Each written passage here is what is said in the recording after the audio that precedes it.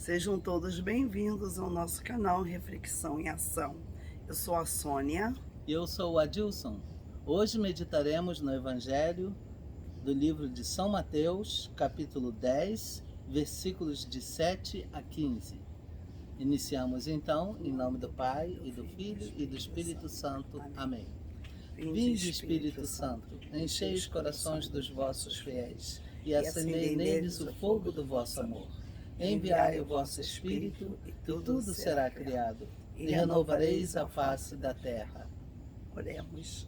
Ó Deus, que instruístes os corações dos vossos fiéis com a luz do Espírito Santo, fazei que apreciemos retamente todas as coisas, segundo o mesmo Espírito, e gozemos sempre de sua consolação. Por Cristo, Senhor nosso. Amém. Proclamação do Evangelho de Nosso Senhor Jesus Cristo segundo São Mateus. Glória a vós, Senhor. Naquele tempo, disse Jesus aos seus discípulos: Em vosso caminho, anunciai o reino dos céus está próximo. Curai os doentes, ressuscitai os mortos, purificai os leprosos, expulsai os demônios. De graça recebestes, de graça deveis dar. Não leveis ouro nem prata, nem dinheiro nos vossos cintos, nem sacola para o caminho, nem duas túnicas, nem sandálias, nem bastão, porque o operário tem direito ao seu sustento. Em qualquer cidade ou povoado onde entrardes, informai-vos para saber quem ali seja digno. Hospedai-vos com ele até a vossa partida. Ao entrardes numa casa, saudai-a. Se a casa for digna, desça sobre ela a vossa paz. Se ela não for digna, volte para vós a vossa paz. Se alguém não vos receber, nem escutar vossa palavra, saí daquela casa ou daquela cidade e sacudi a poeira dos vossos pés. Em verdade vos digo, as cidades de Sodoma e Gomorra serão tratadas com menos dureza do que aquela cidade no dia do juízo. Palavra da salvação. Glória a vós, Senhor. Bom, pessoal, como vocês estão vendo, nós há pouco tempo meditamos neste mesmo evangelho, se não me engano, narrado por São Lucas, quando Jesus os envia e os recomenda, que como eles devem de ir, proceder, aonde ficar. E o título do nosso vídeo é que o operário tem direito ao seu sustento. Então fizemos toda uma reflexão em cima desse evangelho narrado por outro evangelista. Até o vídeo em que nós estávamos vestidos com a camisa da festa junina. Então é bem interessante assim, que como a gente sabe que eles, os evangelistas, que escreveram o evangelho, relatam as mesmas coisas. Então, o que você lê no evangelho de um, está no evangelho do outro, O interessante é para quem eles escreveram o evangelho naquela época, Exatamente. Eu acredito que eles nem deveriam de pensar que esse evangelho iria longe, nos séculos, Uhum. Eles estavam mesmo focados nas pessoas que viviam naquela região, Uhum. Então, a gente sabe que Jesus deu aos seus discípulos toda a autoridade. É bem interessante que até a autoridade de ressuscitar mortos. Isso era uma coisa que somente Deus teria tal poder, Mas se a gente for pensar assim, todos os poderes que os discípulos e os apóstolos de Jesus teriam foram dados pelo próprio Cristo. Jesus passou o poder que ele tinha para eles. Por isso que Jesus deu o poder de curar mortos, perdoar pecados, né? Uhum. E então tudo passou para eles, porque eles iam literalmente continuar a obra do Senhor. Uhum.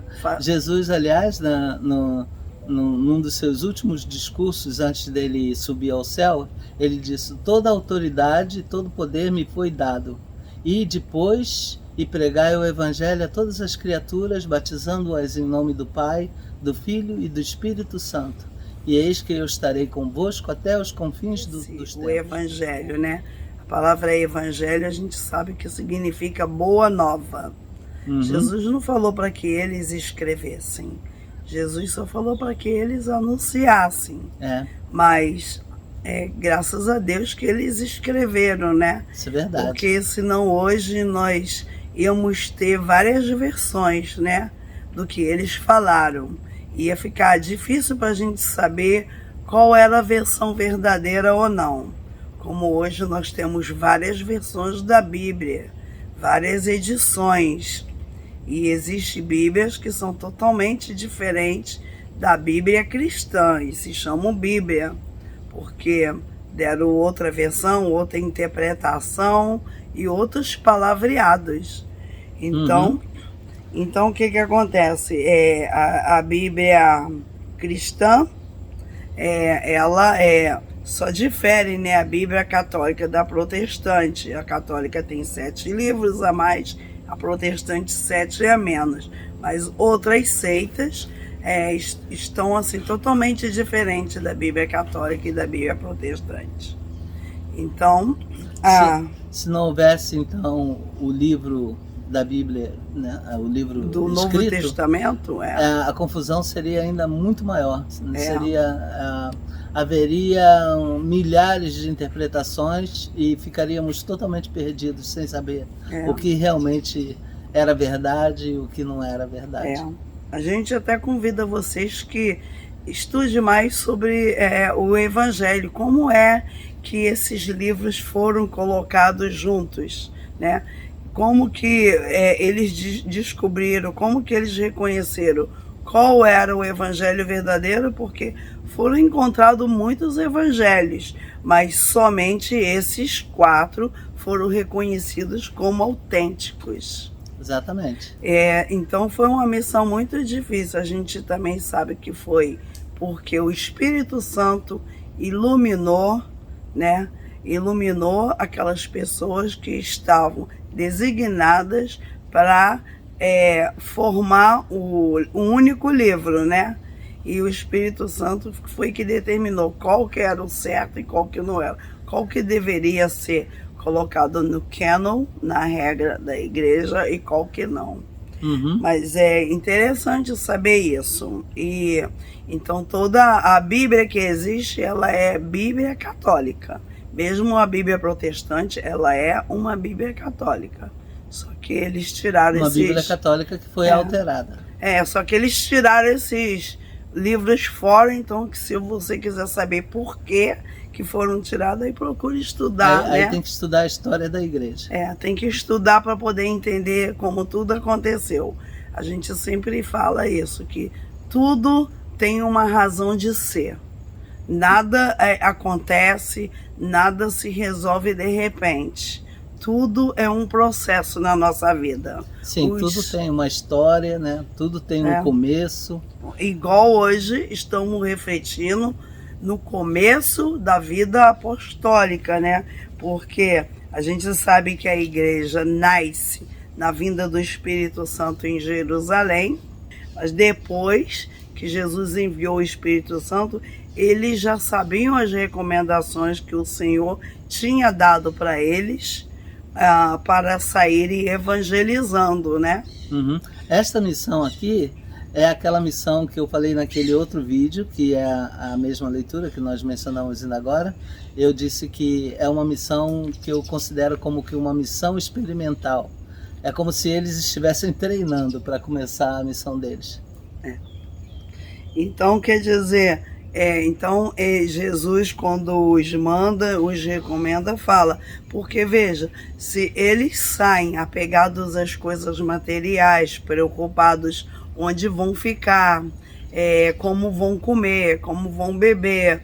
Então, eles teriam muitas outras preocupações em suas cabeças e não estariam mesmo direcionado, totalmente integrado naquilo que eles deveriam fazer, que é anunciar a boa nova, curar os doentes, perdoar os pecadores, ressuscitar, expulsar os demônios. Então, quer dizer, quando na nossa vida espiritual, se a gente começa, se a gente tem uma missão espiritual para fazer, mas a gente deixa que as preocupações desse mundo nos atrapalhem, a gente não vai desempenhar bem essa função.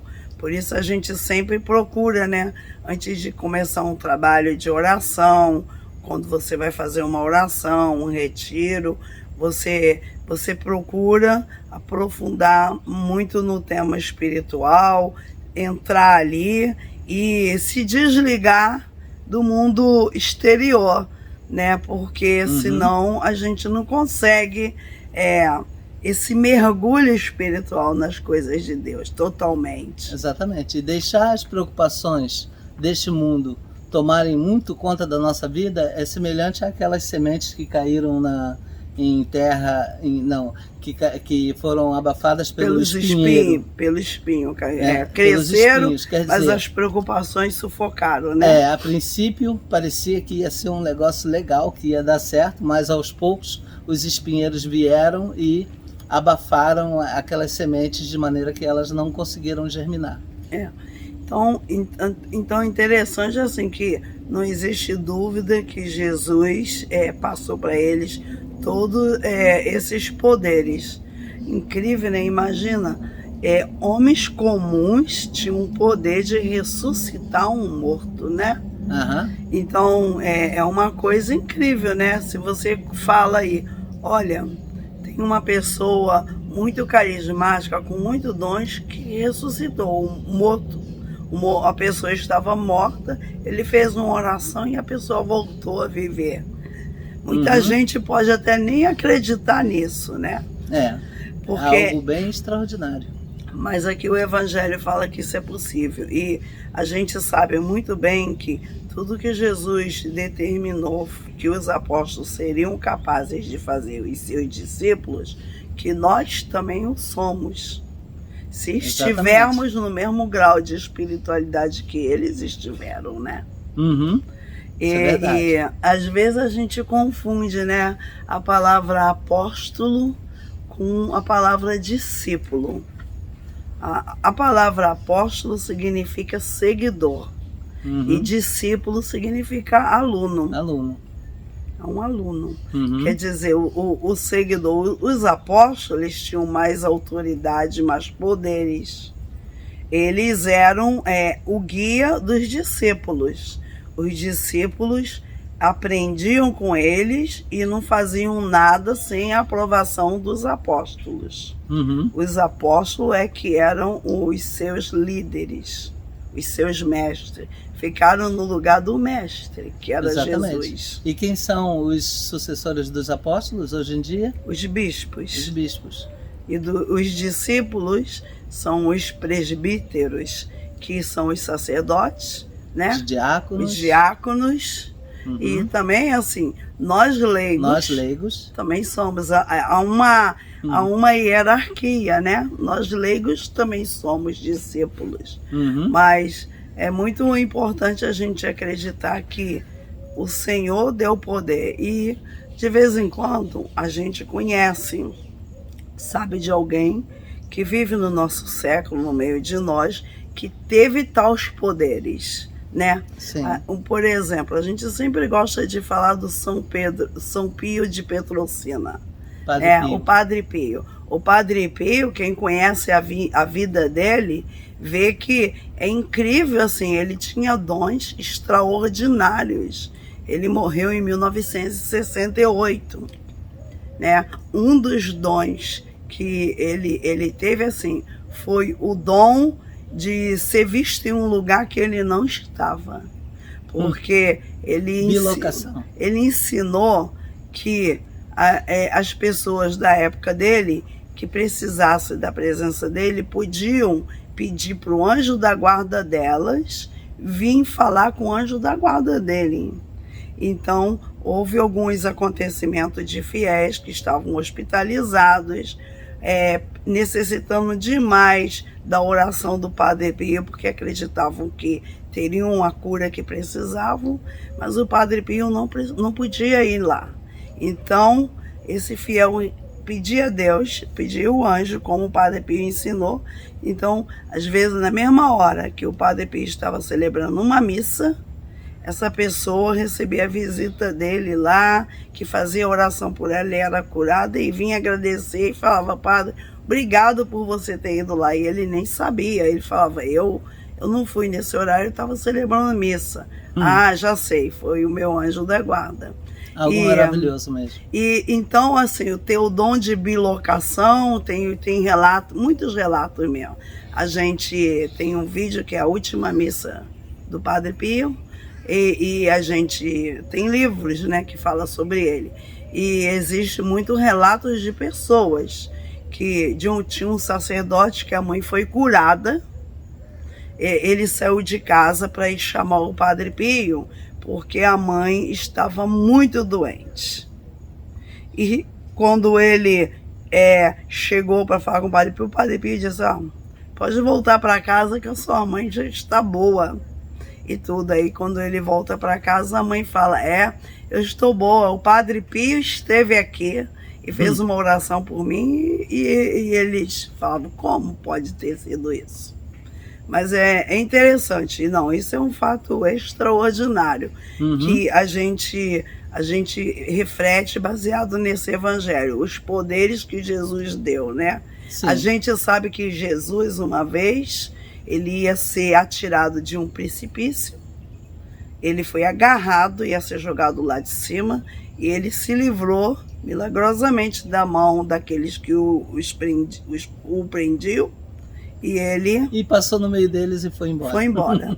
E engraçado que Jesus esperou primeiro ser levado até o topo lá da montanha, quando estava para ser jogado no precipício. Jesus simplesmente saiu das mãos deles invisivelmente. E foi embora. Então é interessante, né? Quando a gente tenta assim, visualizar, né, essa situação, essa imagem, a gente fica pensando assim: coisa estranha, né, engraçada, né? Ele está agarrado, ele está seguro pelos judeus. E ele era fisicamente real. Exatamente. Ele tinha um corpo físico. Exatamente. Então, ele estava preso fisicamente, mas ele saiu dali. Mas no momento que estava para ser jogado lá embaixo, ele simplesmente saiu, passou no meio deles e foi embora. Quer dizer, quando Deus não quer, não adianta. O homem não consegue fazer nada. Existe, né, relato, me lembro que, né, a primeira santa que eu aprendi sobre a vida dela foi Santa Rita de Cássia, que a minha avó me contou toda a história. E depois nós fomos ser de uma capela, Santa Rita de Cássia. Fazíamos todo ano teatro da vida dela. E conhecemos a vida dela. E ela também tem um episódio que ela foi colocada dentro do convento, onde não queriam aceitar ela, porque ela era viúva e mãe de 2 filhos falecidos. Não queriam aceitar ela por ela ter sido casada, e ela queria demais pertencer àquela ordem agostiniana, na cidade da Itália. E aí ela foi colocada lá dentro, né? Ela conta até quem as colocou lá dentro do convento. Aí não tiveram como resistir e aceitaram ela, porque ela apareceu dentro do convento com as portas, muralhas, tudo fechado, né? Mas, então, existem milagres dessa natureza que a gente conhece. Bom, poderíamos passar a noite aqui, o dia, a manhã toda, contando, né? Porque a gente acha muito interessante. São coisas que não existem explicações humanas, né? São coisas sobrenaturais, né? Sim. E a gente vê que tudo isso é possível. Tudo isso é possível para aquele que crê. Porque Jesus fala bem claro, né, que todo o poder que me foi dado a mim, eu passo para vocês. Eu passo para vocês. E Jesus fala que os apóstolos, os discípulos deviam de sair, pregar o evangelho então nessa leitura que nós fizemos, onde vocês vão ficar, as pessoas vão dar para vocês o que vocês vão precisar para sobreviver e vocês vão fazer isso gratuitamente. Nenhum milagre que é feito na igreja tem um preço. A gente conhece santuários, lugares que até hoje acontecem muitos milagres, como em Lourdes. Muita gente que se banha naquela água sai de lá curado. E então esses milagres que acontecem, ninguém paga a ninguém por recebê-lo. É gratuito, porque é Deus que os realiza. E Deus não cobra da gente para realizar milagres na nossa vida. Muito pelo contrário. Devemos evitar o pecado de simonia. O pecado de simonia é vender os dons de Deus. Vender os dons de Deus. Colocar os dons de Deus à venda. Assim, eu faço um milagre para você desde que você me pague $2.000. Ou em troca de alguma coisa, né, que me dê a escritura da sua casa, faça alguma coisa dessa natureza, não. No Atos dos Apóstolos, infelizmente, há muitos salafrários que fazem isso. E no Atos dos Apóstolos tem um caso famoso de um casal chamado Ananias e Safira. Eles venderam uma propriedade, e na época... E ao invés de trazer o dinheiro aos apóstolos, eles reteram o dinheiro. Chama isso de simonia.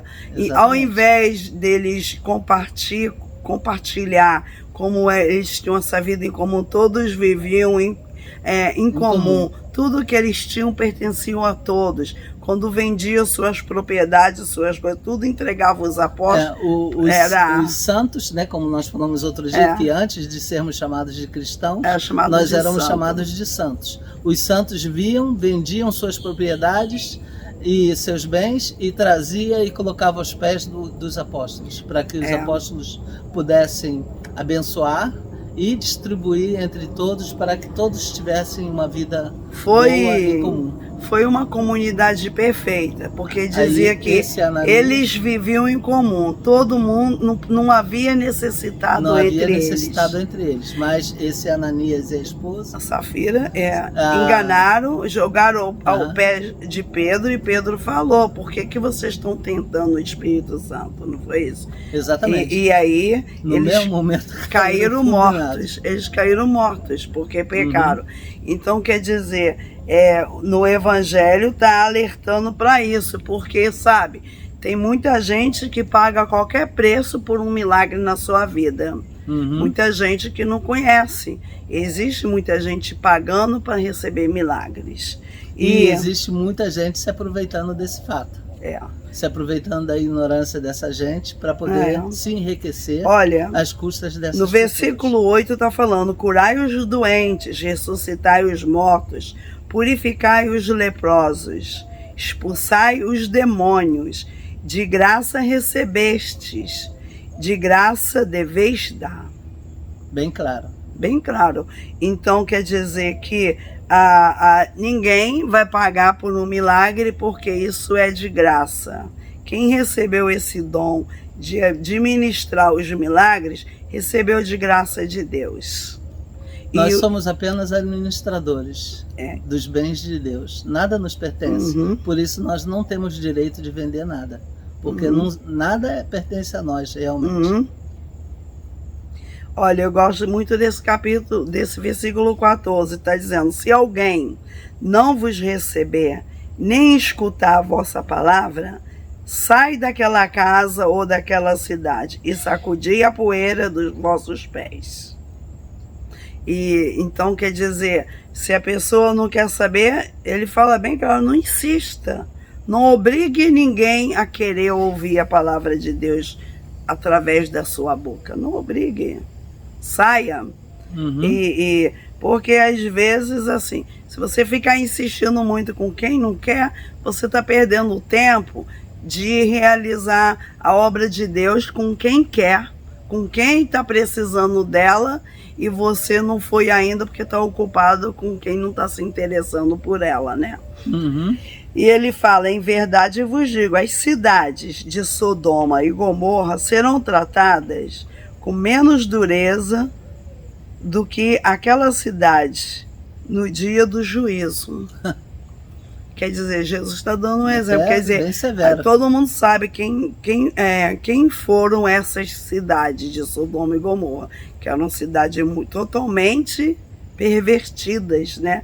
Viviam realmente só em pecado. Até quando os anjos foram anunciar a destruição de Sodoma e Gomorra, eles queriam os anjos, eles queriam abusar dos anjos. Os anjos que se hospedaram na casa de Lot.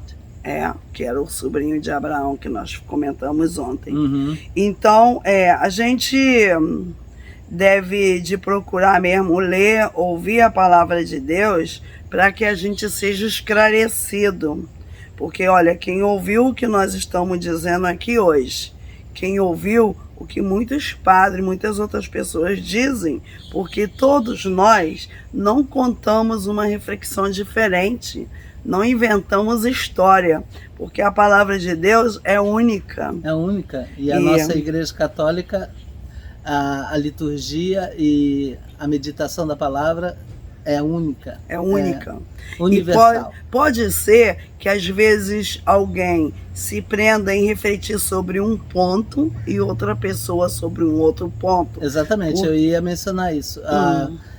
O que diferencia às vezes é o ângulo em que a gente aborda uma passagem do Evangelho. Por exemplo, hoje nós estamos abordando este ângulo aqui. Pode ser que um padre, numa missa hoje, aborde este mesmo Evangelho, vai abordar este mesmo Evangelho, porque a leitura é igual hoje para qualquer parte do mundo, mas eles podem abordar de um ângulo diferente. Verdade, porque quando você lê a palavra de Deus, existe algo que bate fundo em você. Existe uma coisa que te chama mais atenção. E é a partir dessa coisa que te chama mais atenção é que você vai abordar. Igual nossa reflexão foi basicamente baseada nesse poder sobrenatural que Jesus transmitiu aos seus discípulos, aos seus apóstolos. E também dar de graça aquilo que nós recebemos de graça. É o poder que um pode ter de fazer uma oração pelo outro, impor a mão, pedir a Deus e aquela pessoa ser curada, né? Exatamente. E com certeza alguns de vocês já tiveram uma experiência dessa. Nós já tivemos uma experiência dessa. E já tivemos. Graças a Deus. E olha, é bom, né, que a gente até fica pensando, nossa, a minha oração foi ouvida. E a gente, quando tem uma experiência dessa, sabe que o mérito não é nosso. Nós só fomos um canal, um instrumento de Deus, né? Por isso que tem aquela outra passagem, que é a continuação desse evangelho, quando eles retornam muito alegres e provavelmente eles deviam estar falando para o outro: uau, você viu como que eu expulsei o demônio daquele homem e tal, não sei o quê. Aí o que Jesus diz? Alegrai-vos não porque vocês tiveram poder de expulsar demônios, mas alegrai-vos porque os vossos nomes estão escritos no livro, livro da vida. Então, nós devemos, por melhores coisas que a gente consegue fazer com a nossa fé, jamais devemos nos sentir envaidecidos. É um perigo muito grande a gente sentir vaidade pelo fato de que nós fizemos algo que deu certo. Não, é verdade. Sempre temos que manter a humildade de saber que o importante mesmo é que o nosso nome está escrito no livro da vida. Isso Nossa, que é mais isso importante. é realmente, porque tudo que faz nessa terra fica nessa terra, né? Exatamente. Mas o que a gente faz aqui para o reino de Deus vai para a eternidade. Agora, isso que realmente interessa. Saber que o nosso nome está escrito no livro da vida, eu acho que é muito bom, né? Porque significa que nós estamos com o nosso lugar garantido no reino dos céus. Já pensando, no dia da minha partida deste mundo, eu chegar adiante e lá está São Pedro na porta do céu, né? E ele tem esse livro gigantesco, aí ele vai pode olhar entrar, ali, Adilson. Aí fala: Adilson Chagas, ok, pode entrar. Bem-vindos, seu nome está aqui na lista. Pois é isso que, na verdade, assim, isso tudo que a gente faz, que realiza, é algo que dá alegria muito grande ao nosso coração. É verdade. Se as pessoas descobrisse isso, mais e mais pessoas seriam empenhadas, né, de ser um membro ativo, participar, ser um evangelizador, porque é algo que é muito bom de se fazer e é melhor ainda quando a gente sabe que tem algumas pessoas que gostam, que estão gostando, que estão refletindo com a gente, e isso dá uma alegria na alma. Não nos dá vaidade, não, de maneira alguma, mas ficamos felizes porque tem alguém que está seguindo, que está gostando, e a gente... O que a gente realmente gosta, ama, é saber que alguém mais está compartilhando da mesma alegria que nós sentimos. Da mesma fé, e mesmo sendo pessoas que não pertencem à mesma igreja. Isso é verdade. Né? Nós temos, ontem mesmo eu conversei com meu cunhado, que ele é de outra igreja, ele me disse, eu não perco um vídeo de vocês, eu sempre escuto e tudo. Então eu fiquei contente, compartilhamos. Ele falou para mim que o que nós falamos ontem é uma realidade triste que acontece também nas outras igrejas evangélicas, das pessoas não terem um vocabulário correto. Como cristão, nós temos que ter um linguajar adequado. Foi isso que nós frisamos muito, de acordo com o que lemos no Evangelho de ontem, nos levou a refletir para esse lado. E meu cunhado, compartilhando, falou, eu também sinto muito por isso e tal. Tivemos uma conversa pelo telefone sobre isso. Mas isso que é bom, entendeu? Porque existem muitas coisas boas. O que é bom para mim é bom para você. Né? A gente não encontra valores contrários no Evangelho. Os valores do Evangelho são bons para todas as pessoas, independente de que credo elas professam. Né? Certamente. Bom, já chegou o tempo, vamos despedir, né? Ficar por aqui. Falamos bastante outras coisas baseadas no Evangelho. Esse Evangelho já refletimos sobre ele no nosso vídeo chamado... É o ângulo. Nós hoje olhamos num ângulo diferente para não ficar igual aquele vídeo anterior. O operário tem direito ao seu sustento. Para não ficar igual a ele. Então terminamos em nome do Pai, do Filho e do Espírito Santo. Amém. Amém. Muito obrigado pela participação mais uma vez e até amanhã, se Deus quiser. A paz de Cristo. Para o mundo inteiro, para nós, para nossas famílias. Tchau. Tchau.